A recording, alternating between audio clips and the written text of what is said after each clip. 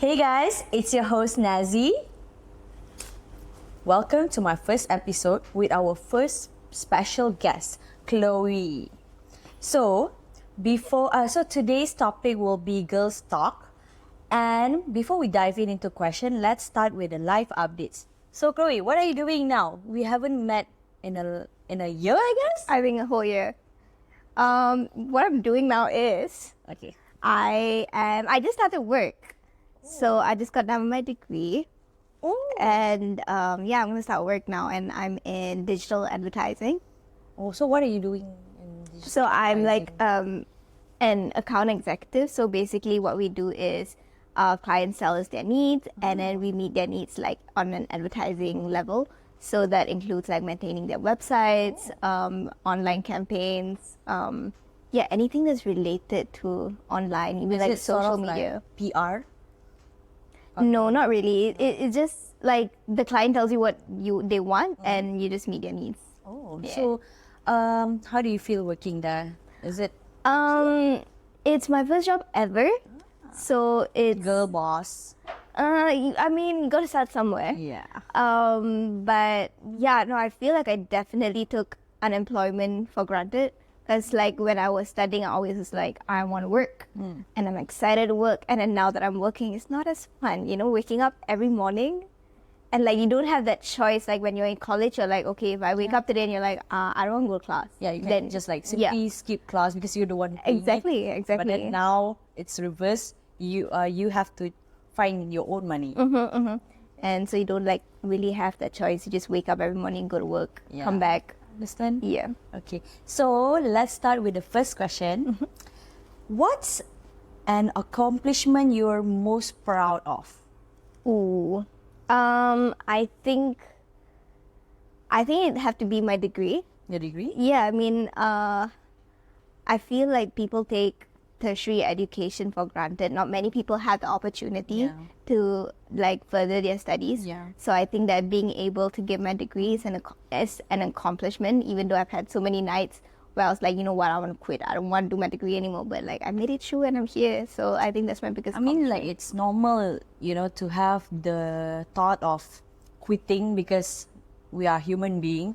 So like quitting is just it's our part of our daily life. Like, I don't have motivation to go classes. I don't have motivation to do all these stupid assignments. But that's what we have to go through life.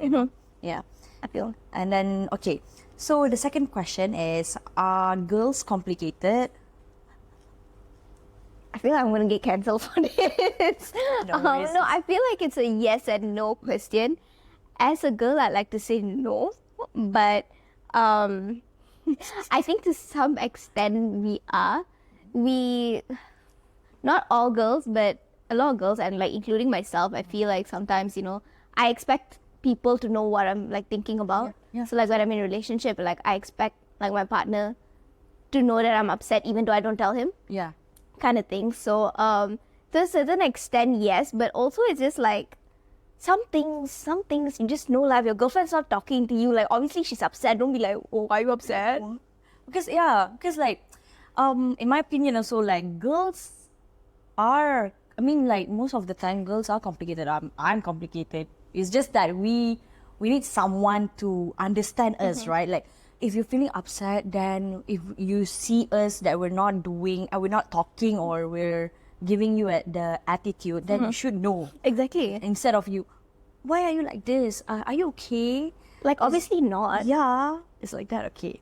The third question is girl math. What do you know about girl math? I don't really understand girl math, but Let me explain. okay, yeah. Girl math is like when you have cash in your wallet, and then you also have money in your bank account. So you're using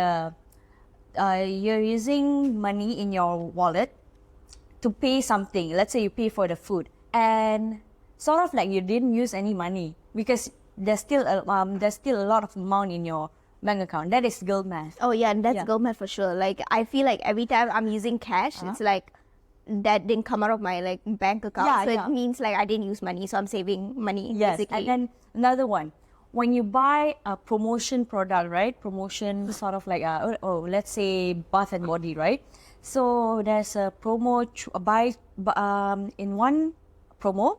There's 3 for the price of maybe 100 ringgit, and that one product is cost you like 50 ringgit. So 3 product is 150. So do you think it's when you buy the promo, it's like 100, so you save 50 ringgit? Yeah, for sure. Right. Yeah, even though it's a scam, but yeah, definitely I'm saving money. And that's Yes, at least that's that's a the good- excuse I use to tell people, when I want to spend on That's myself. girls' math. So you guys wouldn't understand this, but this is what girls' perspective towards money and the girls' math. And then the 4th question: what is your ick in men? Oh no. Oh no. It's the fact that there's so many men in this room.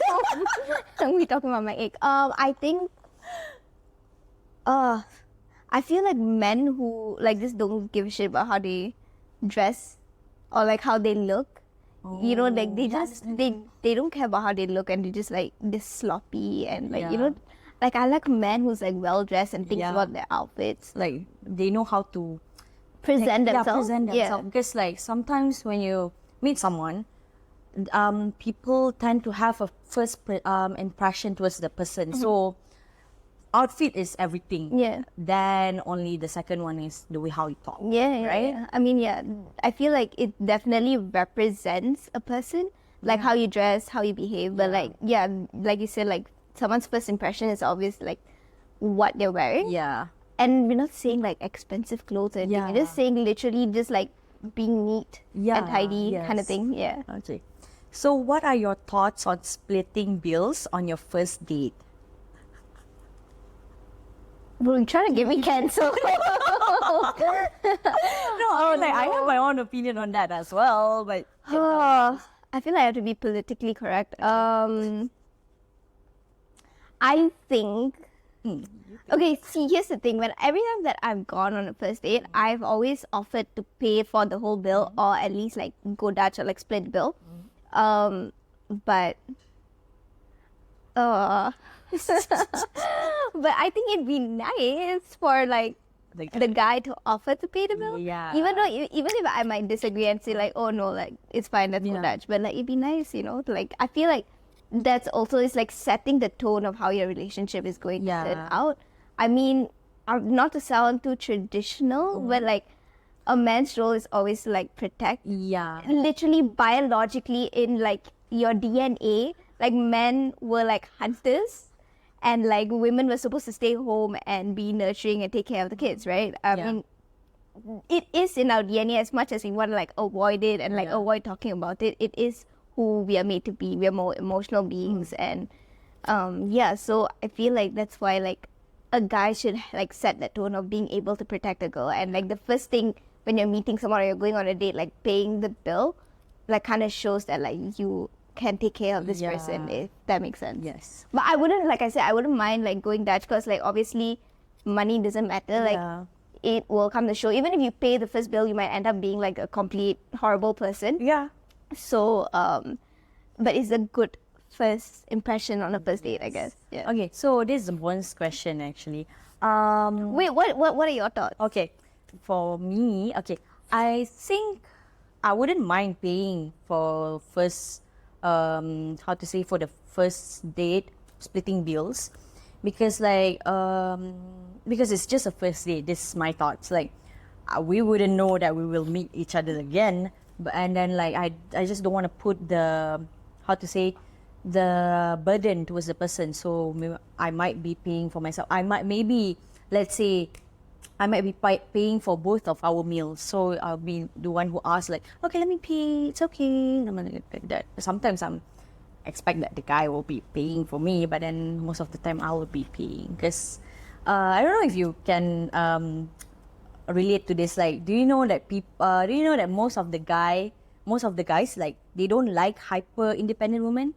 I've heard of it, yeah. So that's the bonus question I wanted to ask. Yeah. That's the thing, right? It's like they don't like hyper independent women, Yeah. but you're also the B word if you expect the guy to be paying for all your dates. Yeah. That's So the like thing. then where do you draw the line? Like where, Yeah. like how do you, I don't know. I feel like it's different for every relationship, for Yeah. every person or every couple. I feel like it just depends on how like that their dynamic works, Yeah. or how, but it's very gray line, because you can either be called the B word, or like you like are hyper independent. Yeah. So like I don't know. Because like, you know, some women, they have their own story to tell, and maybe also they have a bad background. Like that's why they've been trained by their parents to become a hyper independent woman. Like nowadays,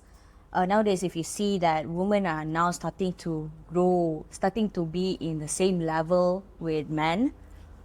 It's like, you heard a lot of time that man is allowed to be a boss, allowed to be a manager, or always have to be the top management, but the woman have to be the below them. So that's why I think women struggle, from the first. Now they are on top. Like if you see, there's a lot of a best and a great entrepreneur, right, for women. So the next question.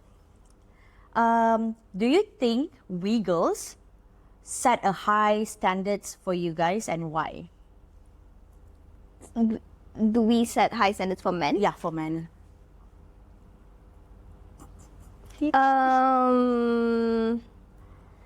I mean, I think it depends on a lot of girls. Like, I mean, I know a lot of my friends, like girlfriends, who like they're so capable, they can do so much more than the men they date. But like they end up dating like really shitty men. Yeah, So it's like, I understand. even though they deserve to set high standards and they like act like they have high standards, Yeah. they just end up dating people with like who are just like really horrible. Yeah, but then again, love is blind, right? Oh my god, it's so Love blind. is so freaking blind. Like, you see a shitty man, but actually for the person who loves that man, is like they are perfect, Yeah. because like somehow, like they really love them, and even though that man is really abusive and so on, but they are just looking at the man that really that they really love. I would just like to put this out there that it's just not men, there are like shitty women as Yeah, well. yeah, shitty I mean, women it works vice versa. Yeah, vice versa. Because like, love is blind for both ways, Yeah. because the woman tends to be shitty as well, but men as well. People are shitty in general these days. Yes. Okay, so the next question. Do you think that bad childhood will ruin your love life? Oh yeah, for sure. Why? I mean, I think it's still like it really depends on each individual, but I feel like definitely your childhood affects who you are as an adult. Yeah. It kind of shapes the person you are, and like, this coming from like a psychology point of view. Yeah, you're learning psychology, right? I minored in psychology. Yeah. Okay.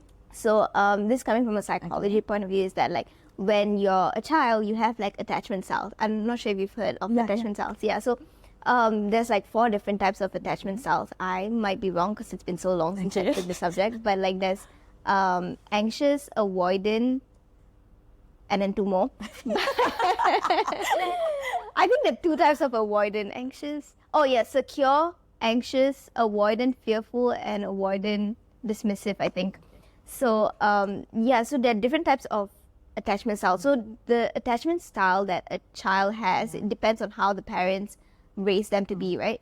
So if let's say your parents give you like a good amount of attention when you're growing up, then this child, like when they're an adult, they have like a secure attachment. So meaning like if someone leaves you for an hour, if you're like partner, let's say, like goes out for an hour, they're not too clingy, kind of thing. So that's like a secure relationship. So I think like that's an example. Other attachment styles, obviously, but I think for sure like your childhood definitely affects who you are in a relationship when you grow up.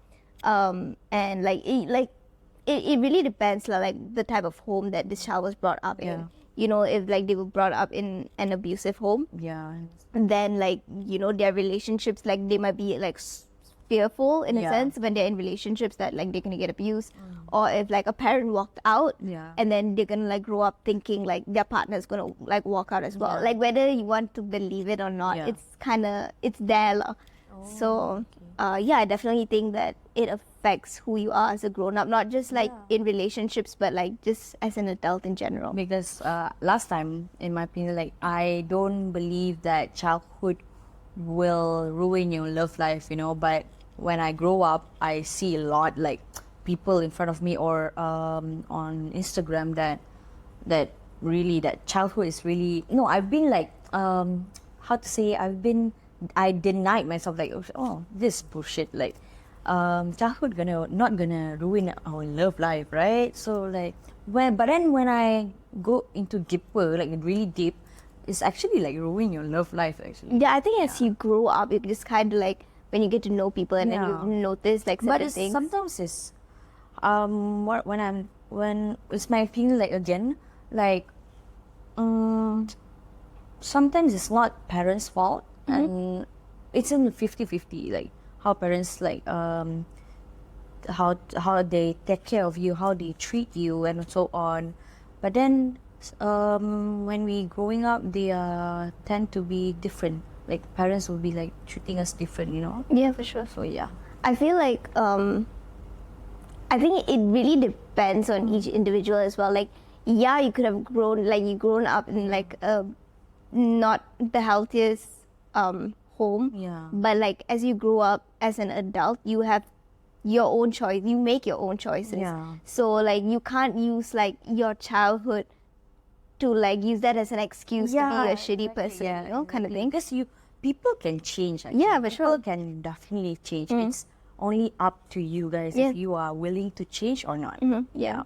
So the next question is how women handle things emotionally while men react logically and rationally.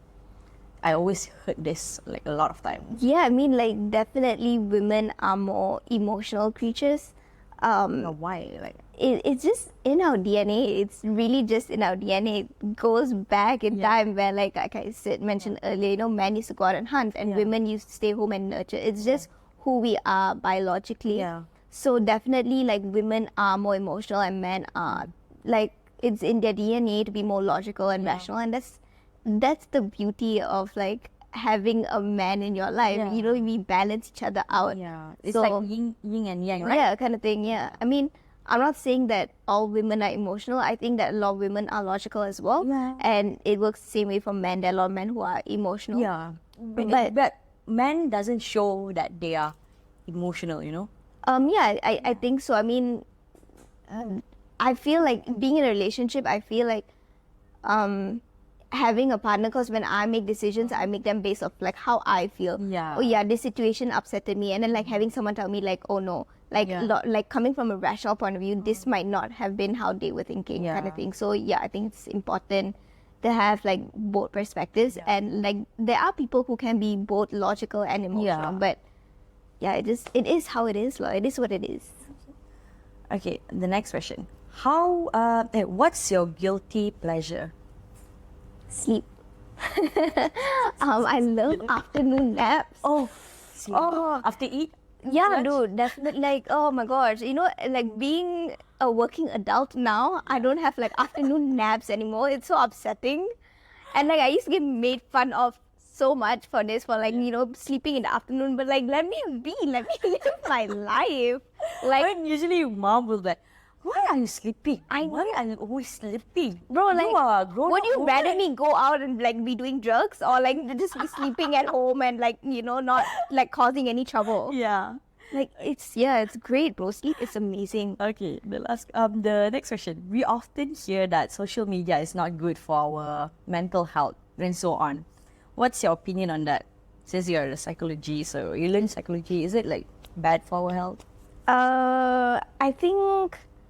I think some people are more prone to being affected by social media than others. Yeah. I think that social media does have an impact on us, coming from a girl's perspective.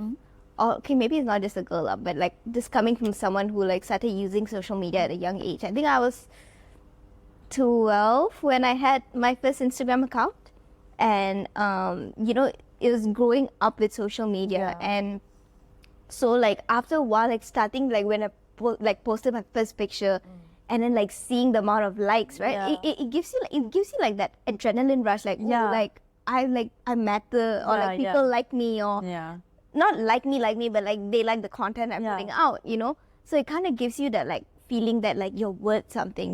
But I feel like as you grow up, like for me at least, I've like come to like understand that it generally doesn't matter like what people think. Post everything, you know, like what you're buying, where you go, you know, like sometimes people who post a lot about their lifestyle, right? In the real life, they are not that. This is what I heard from TikTok, that in the real life they are not what they show in social media. Yeah, no, I think that's like really like very true. Like a lot of people like put up a facade, and like on social media, like there's someone else to who they actually are in real life. You know, you can like see someone, like I feel like, you know, you hear a lot about like how celebrities like on screen you're like in love with them, and then you meet them in real life, they're just like the worst human beings ever. Oh yeah, like talking about that, Selena Gomez. I think last week that she said, I'm gonna take a break for what? I'm gonna take a break from social media, and the next day she posted. Yeah, I saw that. I mean, I love Selena, like she's the best. But that's weird. I mean, I feel like people are just like, they become so addicted to it. They become addicted to that because feeling. Nowadays it's like what we're living in a AI world, so social media is important for us and for working adult as well, because that's where we post our content. That's where we talk to our client and so on. I feel like social media to an extent, like it has so many benefits, you know, like people use it for businesses, and you know, people become influencers nowadays, and you earn like a living of it. But like I feel like it's important to like draw the line of how much you're allowing social media to affect you as a person, and like, you know, like knowing that like the likes you get on a picture doesn't define who you are. But like it's sad because a lot of people are so addicted to that feeling of getting likes, or like posting up stuff and like having people comment, and it can be quite like it has a negative impact on you after a while. So I think that like it's important for people to like realize it, and once you realize it, that's like the first step of like take a break, you know, for them to have the a stop, like a pit stop, you know, just for a while, no matter like maybe 1 month or a week, so that they have like they can focus on themselves instead of, you know, post everything on social media and so on. So the next one is, what song you could listen to on repeat? That's a hard question because like I feel, okay lah, what's your genre? My favorite genre has to be R&B. I like love R&B, but I don't think there's a particular song that I could listen to on repeat, because like I have had like, I'll have like seasons, right, where I'll just listen to one song on repeat, and then like after that season is over, it's like a Christmas lah.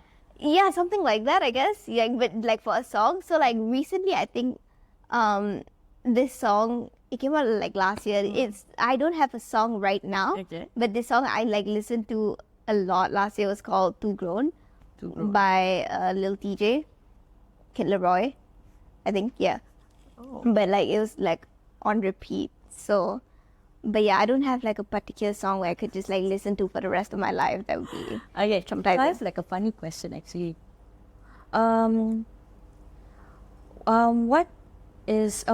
What if the fish? No, actually, what? Okay, wait. Let me think. If the fish, is it like something like fish without an eye? What would it be? What would a fish without an eye be? Yeah.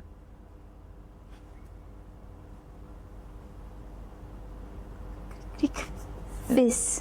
Oh, without an eye. What a joke! Is that actually? I was what? I was just thinking that's the Okay, so that's the end of the question. Thank you so much for joining. Thank you for having this me. episode. I'm honored to be here. We'll be back soon. Bye.